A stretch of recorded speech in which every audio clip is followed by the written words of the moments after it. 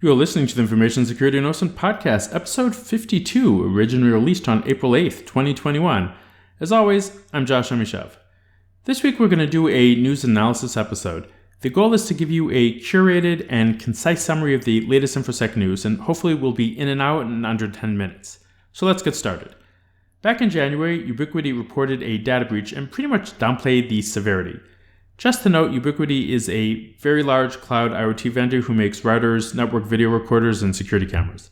The original breach implied that it was connected to a breach at an unnamed third-party cloud provider, but there was no clear indication that any sensitive data was stolen.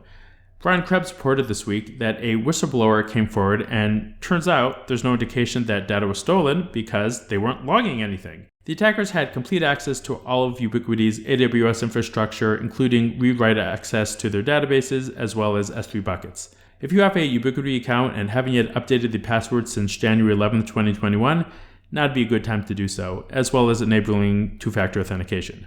Data on 533 million Facebook accounts has been leaked, specifically names, mobile numbers, Facebook IDs, genders, geolocations, relationship statuses, occupations, and birth dates.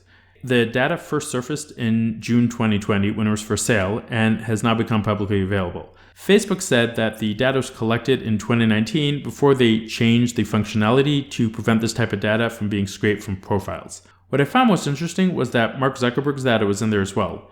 And first off, his Facebook ID was 4. And there weren't any IDs lower than that, so I'm just curious who the first 3 users were. The more interesting bit, though, is that his mobile number has a Signal account, so perhaps Mark knows something about secure communication apps.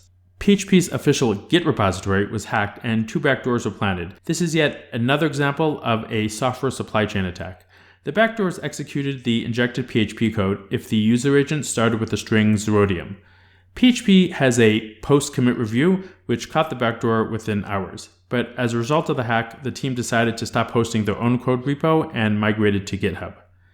Speaking of GitHub, they announced that their secret scanning tool for private repositories is now publicly available.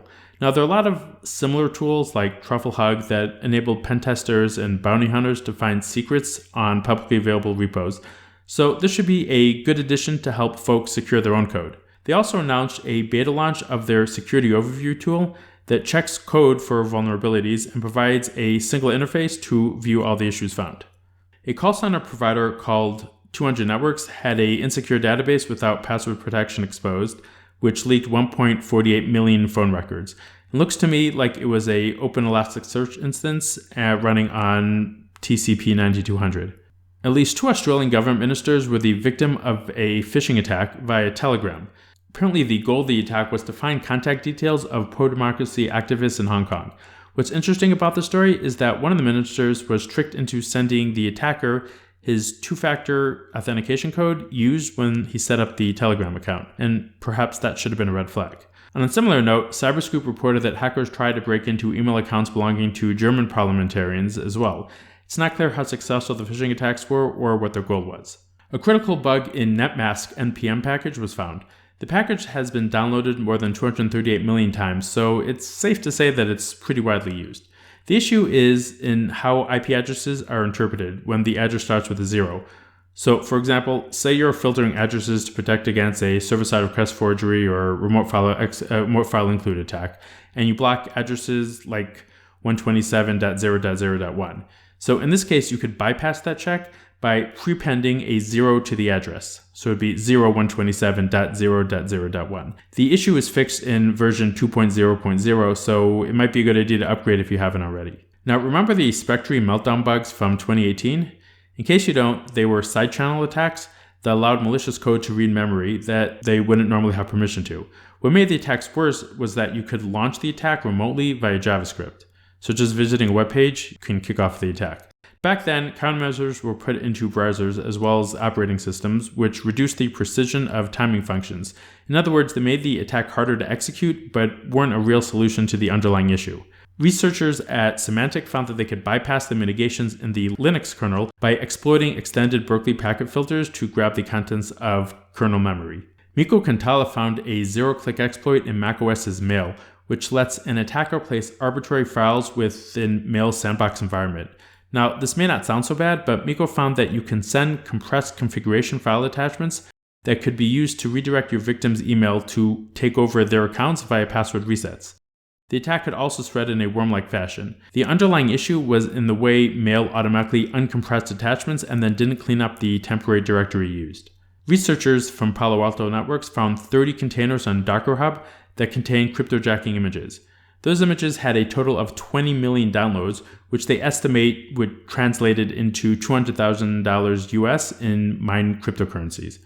The overwhelming majority of the images mined Monero, probably because you don't need any special hardware like GPU or ASIC processors. Some of the Docker images names made it pretty obvious what they do, but others were pretty sneaky, and they were named things like proxy or do check health. In any case, there are a list of the malicious containers in their blog post, which I'll link to in the show notes.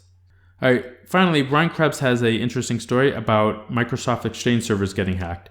The attackers installed a backdoor which communicates with brian.krebsonsecurity.top, and the backdoor runs a PowerShell which grabs a file named krebsonsecurity.exe, and that file installs a root certificate, modifies the system registry, and tells Windows Defender not to scan itself. Microsoft released an emergency patch for this past November. Alright, that's it for this week. Thanks for joining me, and we'll be back in your earbuds next Thursday afternoon.